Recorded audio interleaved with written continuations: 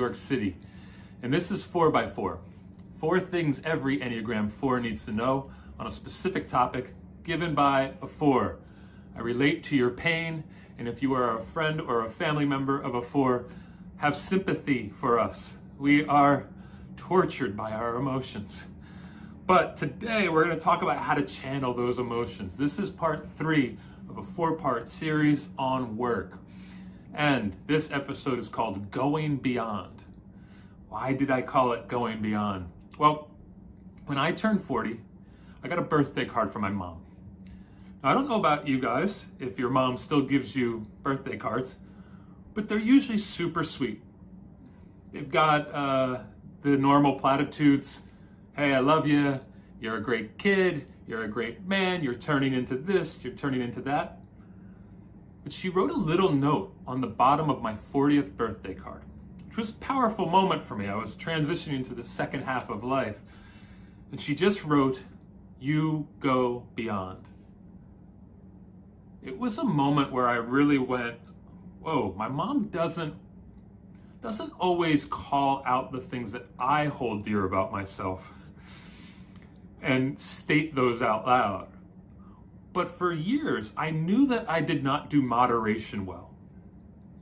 And as I was growing into adulthood, as I was developing, as I was becoming my true self, I realized that the way I go beyond, when it is moderated well, when it has the right harnessing on it, can be really powerful. That I might not take no for an answer in a healthy way. I don't mean like crossing people's boundaries. The world throws up resistances, and I will push back. I'll give you this quote. If one didn't know and know more and more that without resistance, there would be no movement and none of the rhythmic circulation of all the things we encounter, this would be very confusing. I think that's Rilke. Can't totally remember, but that idea that there is this resistance that we will face in this world, constant resistance, and we must be able and willing to go beyond it. I'll give you this quote by Bruce Springsteen. Don't worry, worry your ass off. Have ironclad confidence, but doubt. It keeps you awake and alert. Believe you are the baddest ass in town and that you suck. Be able to keep 2 completely contradictory ideas alive and well inside your heart and your head at all times. If it doesn't drive you crazy, it will make you strong. Bruce just given that heat. This is why the dude could do 4-hour concerts 4 nights in a row. This is an animal. Don't worry, wear your ass off. Have an ironclad confidence, but doubt. He's kind of pushing you beyond that line. But he's also saying this, I think. The art is smarter than you. Or in this case, the work is smarter than you. Work will apply pressure on your life that it needs to get the best out of you. If you are a 4, you are meant to excel and exceed expectations, to do unique things. The neurotic, I think, and I'm using some old school terms, but I still like the word neurotic, has an excessive check on their impulses. But we 4s, we sometimes don't have that check on our impulses, and it's not a bad thing. We have to get a better check on it, especially if we're wild with our impulses. But when we control those impulses, we can live a life out loud, a zestful life that convicts. What I mean by that is a life that is full, that people watch and go, man, that's inspiring. We, I think, as 4s, permission people to go beyond, to put hope in their process, to put them out there taking risks in their process, because the ultimate rebellion is hope. And I think deep down, even though we have a lot of suffering, we have a lot of insecurity as 4s, our hope is pretty powerful as well. So the artist or the worker must go to hell. They must be committed to hell, to isolation, rejection, self-doubt, despair, humiliation, insecurity. Boom, we've got to tackle it with a relentless drive because we are going to relentlessly get psychological beatdowns. So I, in this third episode, want to inspire you. This is kind of the midway, the Wednesday of my series that I hope just kind of lifts you up and gets you ready to go out and challenge yourself to go beyond. And just in this moment, think about the things, the ledge that you are worried about stepping over into the unknown.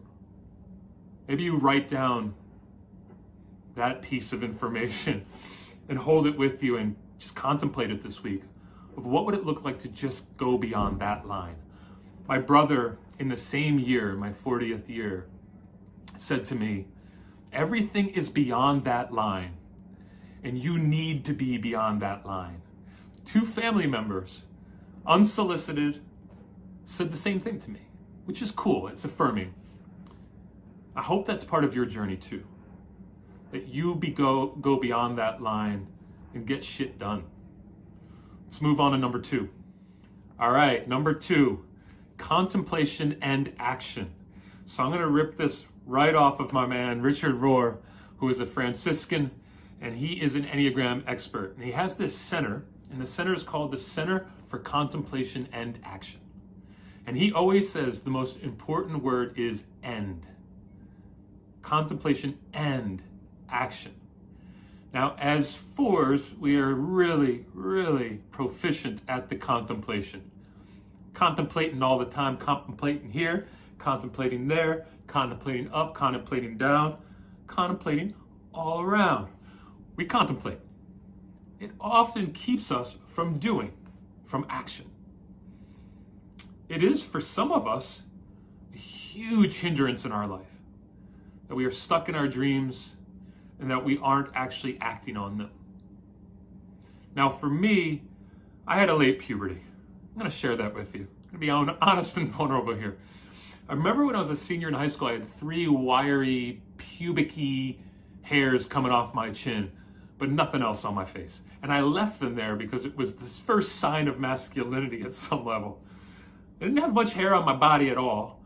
I was way shorter than I am now. My progress was just at a snail's pace. I had these weird nipples, and I still do. I know I'm wearing a shirt that is revealing my nipples right now, which is, well, this wasn't a good choice, but let me get into it. My nipples had a hard bump underneath them. I didn't know what the hell this was. I did not want to tell anybody because I was insecure. I didn't even tell my mom. I thought at some level I might have cancer. Now, years later, many years later, I was maybe 32, 33, and unfortunately, some ruffians, or what I like to call some Wall Street types who aren't very rough, started some trouble in this bar, and my friends were bartenders. And me and this other guy helped take care of the situation. And we bonded afterwards, and we bonded on our youth, on our teenage years. And in those teenage years, we both had enormous nipples with bumps underneath that were always painful to the touch. Now, if you got a purple nipple, if somebody twisted your nipple, it was a 2-day recovery for me. And what he said to me was, you had nipple knots. Oh, what? It's like, you have nipple knots. Nipple knots are essentially growth spurt moments where you get this knot of stuff, I don't know what the fuck it is, in your nipple, and it's almost like a little golf ball or like a marble. And he had them, and he helped me realize what these were for the first time. Why the hell am I telling you this story? I shouldn't be. Don't look here, look here. I think often, but not always, because I know there's some very, very, very early matured 4s out there. We could be on the boundary between youth and adulthood. 1 foot in each camp, like a perpetual adolescence that we're trying to get out of. We could feel young, and I think one of the reasons is because our emotions are so chaotic at times. Like, think about as a 4, how much emotion you've had in you most of your life and how hard it is to harness them. And so it can make us feel young in a lot of situations, that we're not just composed. So I think we have to contend with that to get towards practical application, action. Just jumping in and acting like we've been there before. Acting like an adult. Wear the clothes that that person would wear and not feel like you're in your dad's clothes. Not feel like a poser. Or if you do feel like a poser, acting like you don't have the posing going on. Because we want so much to be authentic that sometimes we share too much about our insecurity. So let me tell you what some other people have to say about this. If you've read Screw Tape Letters by C.S. Lewis, you'll know that it's written essentially from the perspective of a demon who has been required to watch this one human and keep him from God, keep him up from himself, from his true self. And the demon says this: the more often he, the human, feels without acting, the less he will be able ever to act. And in the long run, the less he will be able to feel. C.S. Lewis is getting at the idea that if we could just get this person to think a lot, to ruminate over all the gifts that they have that they're going to use in the future, to not go beyond that line into action, then we can keep them from a certain amount of feelings also, and from the action.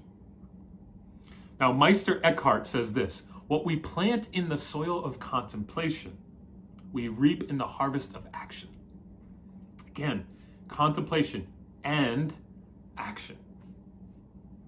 Soil is that place that we contemplate at, where we get resources, minerals, vitamins, and then we have to go use them. Be practical. Focus on something outside of ourselves.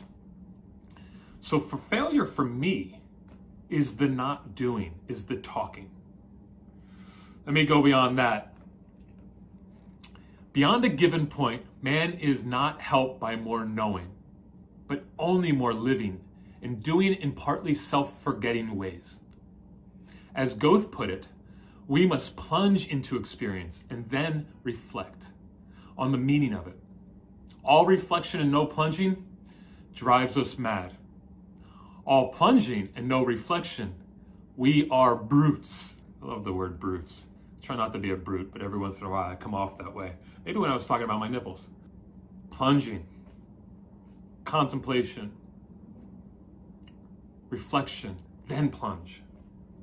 Allow oneself to be engulfed by the work, be lit on fire by the work, to be used up, to be exhausted, to give self up to risks and dangers so that you can be useful to others. I'll end with this. This is my man, Mark Twain. I love Mark Twain. I do have a tattoo of Mark Twain on my body. Ask me about that later. 20 years from now, you will be more disappointed by the things you didn't do than by the ones you did do.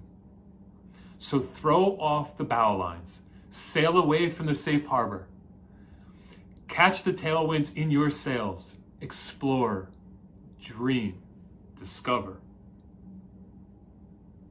Just trying to inspire you with the confidence to go out there, or if you are already out there, just to keep going. Let's move on to number 3. Now, Kierkegaard says it would be so nice to be the self that he wants to be. Again, excuse my pronouns. The old school dudes just say he a lot. To be the self he wants to be, to realize his vocation, his authentic talent, but it is dangerous. It might upset his world completely. He, after all, basically is weak. It might lead him too far. We've talked about going beyond, but Kierkegaard is saying it is dangerous out there to stick out. To be the authentic person you are, to know what you want to do, to know what your authentic talent is, to separate yourself from others, to be alone in that, to be vulnerable because you've stood out. This part is called sticking outness. It's simple. It's emotionally risky to be out there alone. If you've done it, you know. And you've probably got the war wounds to talk about. How you might have been humiliated or embarrassed, rejected, lonely in it. But to do great work, we are required that. Don't be smart in a narrow sense, I think. And what I mean by that is, some of how we are smart, I'm going to go into this in the next episode, how we are geniuses, is by how we step out. It's one of the ways we are smart. I think the smartest people are often the people who grab a hold of how they are smart and create and blaze a path with that tool as their guide. And don't compare, don't contrast. And they are vigilant about what they offer the world. They have a muscular spirit. They are not small-souled. So, this is prep. I'm challenging you to start to think about, how do you do smarts? And not think of it in a narrow way, the classic smarts. Like, what's authentic to you, and how do you stick out? How do you put yourself out there with all of the things that are going to make you feel possibly unworthy and bad, and your inner disfactions are going to be on blast? Self-criticism. Conforming might be a thing that you draw towards, but it is not your true self if you are a 4. Conforming isn't really how we roll. But you will fall short and you will be rejected when you put yourself out like that. So let's talk about number 4, which is just adjustments. If you can be guaranteed that you are going to get rejected often, and that you're going to fall short and you're going to feel unworthy and you're going to feel like you don't belong, well then, if we know that, you can build in some safeguards that can help you adjust and move from what makes you safe to what you can have as an opportunity. It's so easy to add. It's harder to edit, I think. So the things that you put in your life to help you edit might really be powerful. Friends, coworkers, books, could be like we talked about in mentorship. Just the history of the vicarious mentorship that you've had. Could be therapy. That you get some resistance points, some pushback by characters who have done this before. And you edit, you adjust. We fear losing support, but we have to ask for it. I know for you self-preservers, it's often hard. You'd rather stand alone. You'd rather look potent and competent than impotent and incompetent. So to avoid that kind of death, I think we have to build the life of adjustment through connection. Our basic anxiety in life and in human existence is standing out. It's a primal anxiety, like of being in the world, of being a burden to people or being burdened. It's a tortured dissatisfaction with the way things are, that the world works by us being out there. So that's my challenge to you. Go find some people, go find some vicarious mentors that will help you adjust, just like a chiropractor, to just align well what's misaligned. Cool? All right, if you want to subscribe, do it, hit that bell.